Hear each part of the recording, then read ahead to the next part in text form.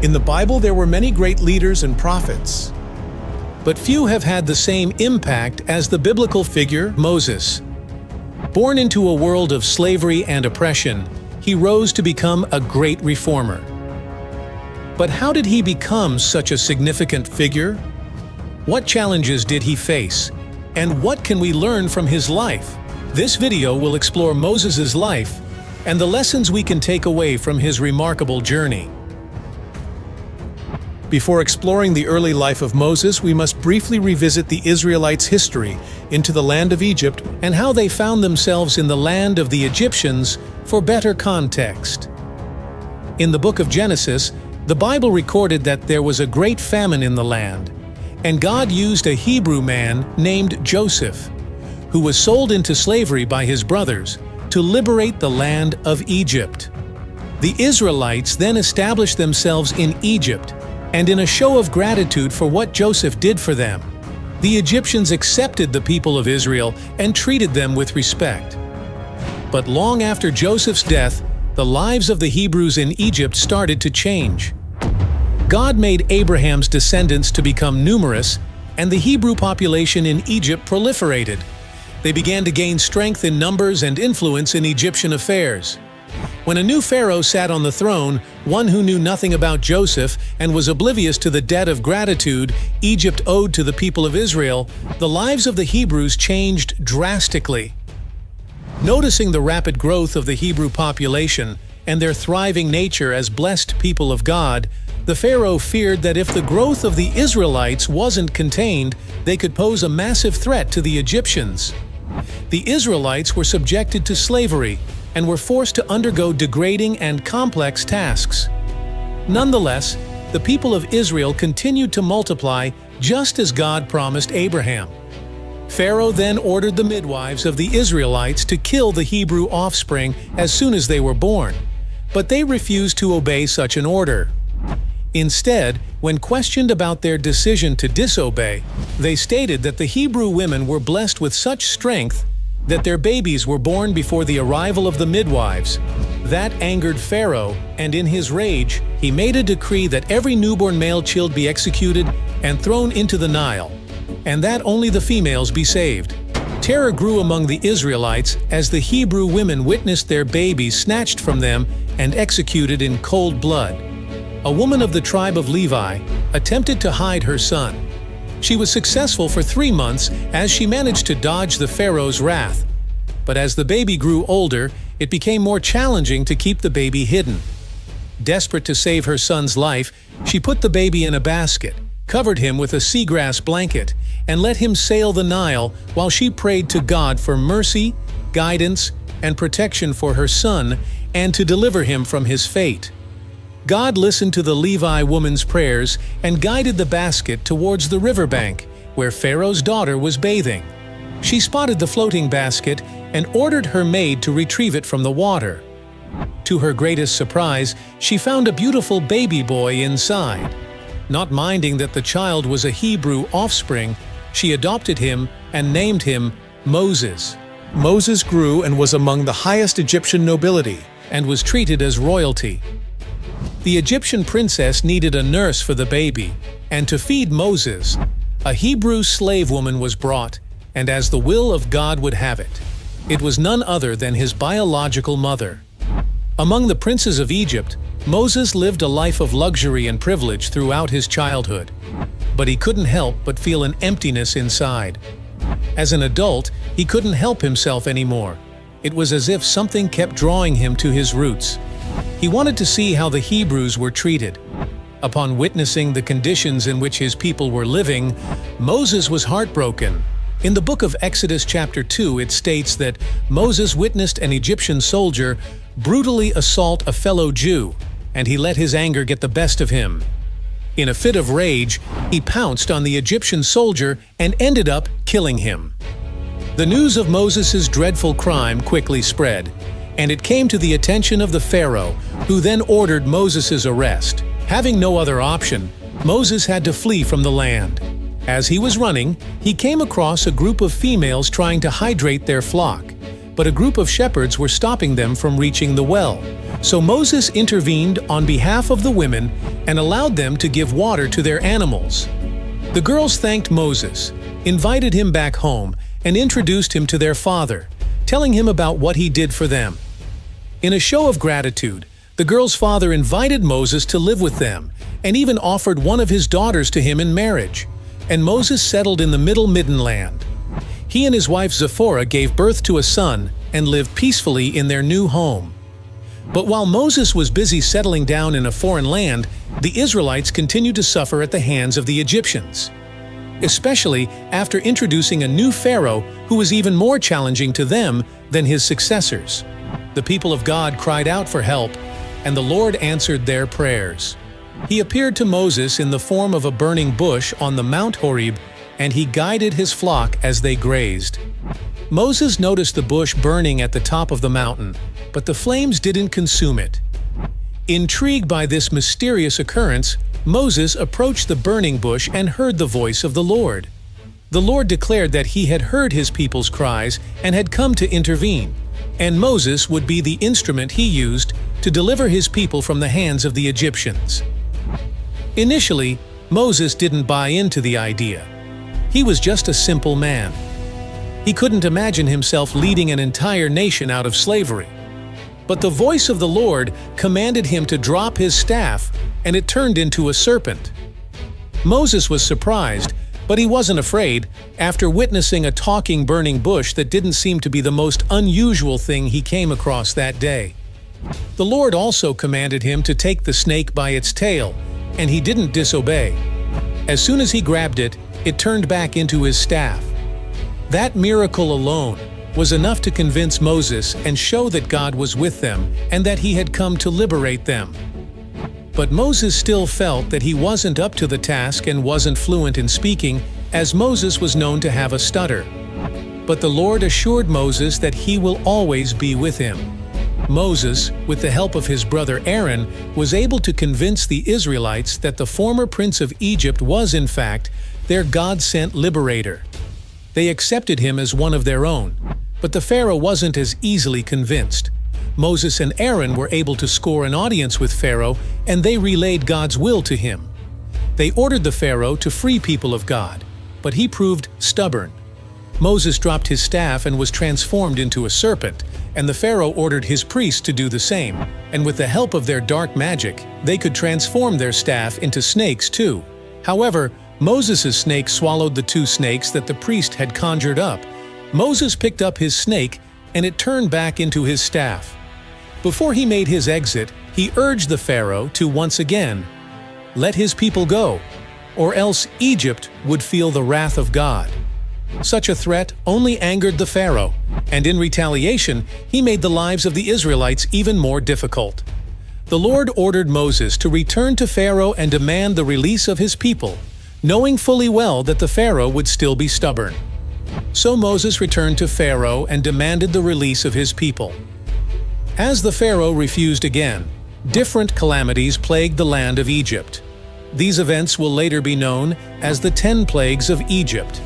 The 10 plagues were water turning into blood, plagues of frogs, lice and gnats, flies, pestilence among livestock, boils, hail and fire, locusts, darkness, death of the firstborn sons. As the Bible records, the Israelites had been under the Egyptian government for 400 years before Moses' time. All efforts to free them seemed useless, as the Pharaoh's heart was hardened, and he wasn't willing to bend to God's will as Moses commanded. At the time, freeing the Israelites seemed like an impossible task. But God was with Moses and Aaron, and they would be instruments that God used to fulfill the promises he made to Abraham and his descendants. God instructed Moses to meet the Pharaoh again. This time, he was navigating the Nile in a royal vessel when Moses interrupted him, asking once again to free the people of God. But Pharaoh refused, so Moses took his staff and stabbed the river, and it became as red as blood. All the creatures of the water died. A foul odor took over its banks, and the water became unfit. However, Pharaoh wasn't still moved by what Moses had done, although the Egyptians had to drill wells to quench their thirst. they still used Hebrew enslaved people to carry out those tasks. That was the first plague. Pharaoh was still unwilling to listen to Moses, so God struck Egypt with another plague. He causes countless birds to emerge from the Nile and invade Egypt. Every Egyptian home was filled with frogs, toads, and all sorts of amphibians. Not the palace was safe. Even the bed of the Pharaoh was swarmed with frogs. Pharaoh then told Moses that he would free the Israelites if he made the frogs disappear.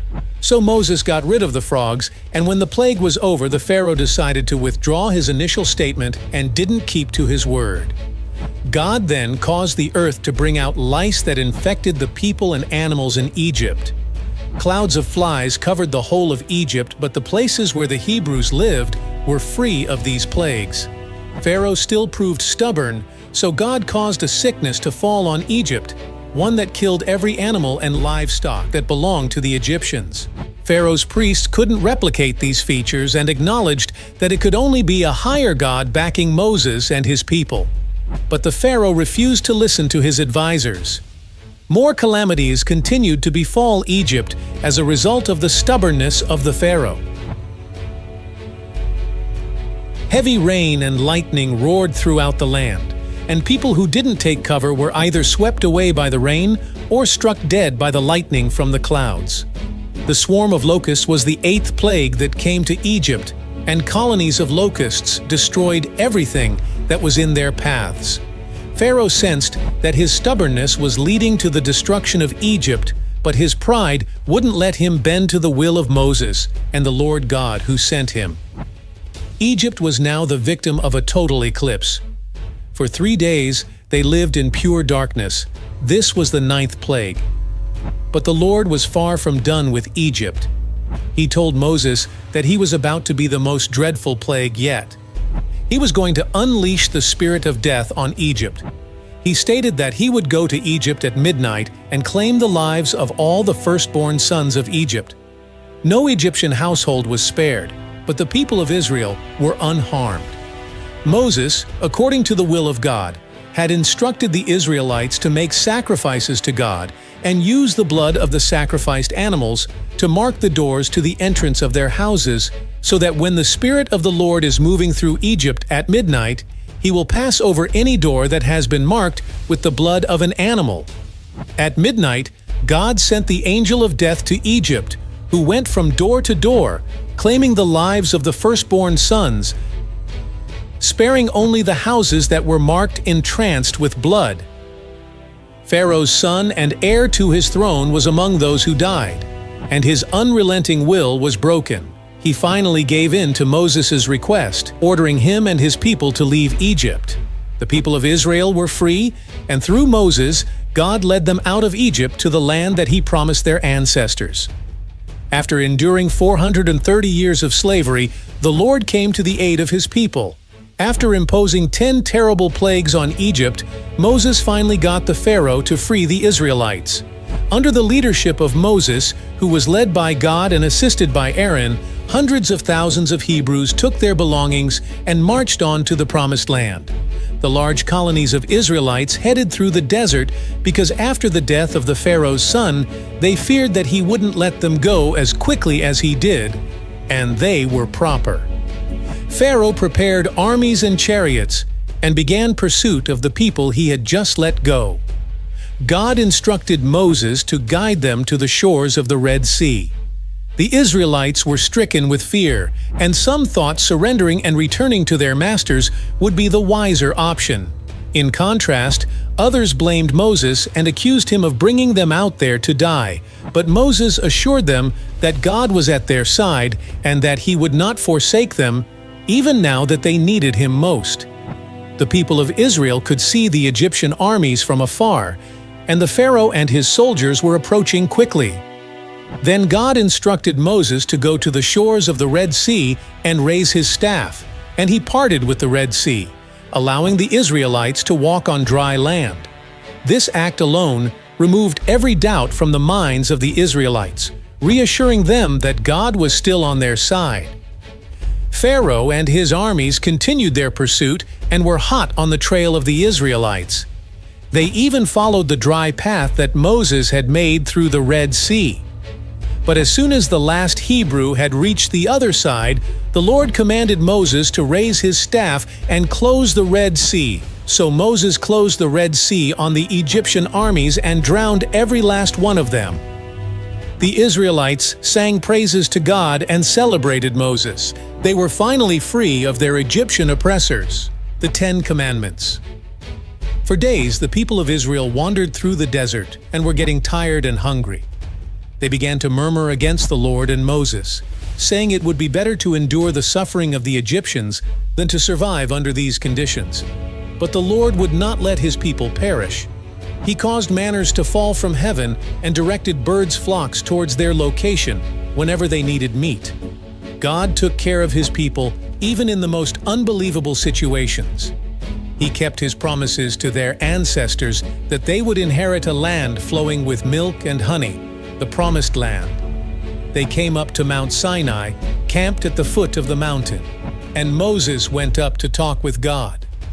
Only Moses was allowed to climb the mountain. Any other person would be struck dead if they tried. The Israelites' water supply had run dry, so they complained to Moses, and he prayed to God and was instructed to speak to the rock at Meribah staff, and water would flow.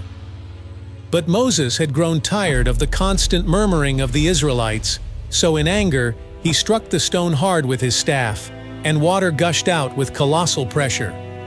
Because of this, God told Moses that he would not see the promised land he had set aside for his people. Moses went up to the mountain and stayed there for 40 days. The Israelites became uncertain of their fate, so they were afraid and turned their backs on God. The men instructed the women to bring their gold and jewels, and they melted the gold, formed a golden image of a calf, and started worshiping it. God told Moses that his people had turned their backs on him and were corrupting their hearts. While on the mountain, God presented Moses with 2 stone tablets. On it was written a code of conduct that the people of Israel were to live by. This was later known as the 10 Commandments, which read, "You shall not have any other gods besides me.